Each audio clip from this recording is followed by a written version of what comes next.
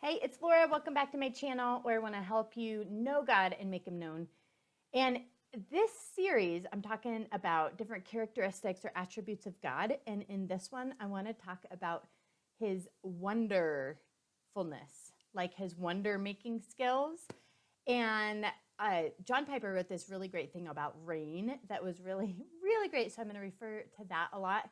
But rain is one of the things that we can see God as the wonder maker. In Job 5:8-10, it says, "But as for me, I would seek God and I would place my cause before God, who does great unsearchable things." It also says that in Jeremiah 33:3, that if we call to God, he will tell us great unsearchable things.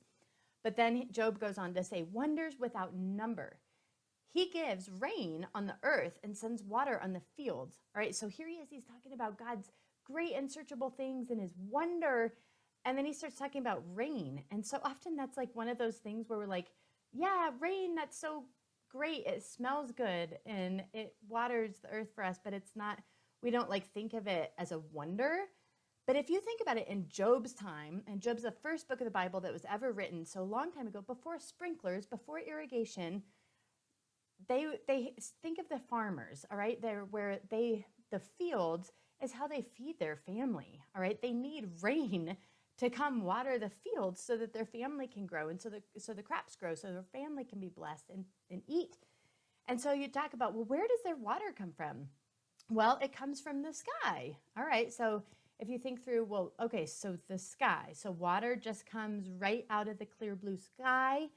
Well, you'd be like, no, not exactly. The water actually has to be picked up from the ocean and then carried through the sky over several hundred miles. And then it's kind of poured out of the sky onto the fields in order for the crops to grow. So you'd be like, okay, wait. So the sky carries the water? Well, how much does this water weigh?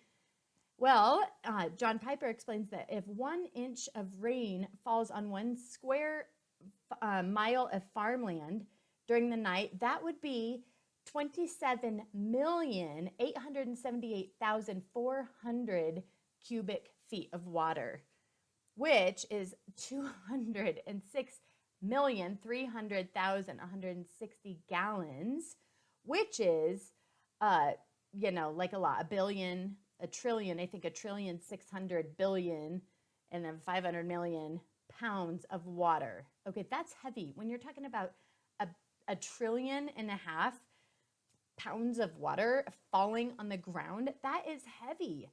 So how in the world does it get out of the ocean up into the sky where the sky can hold that much weight?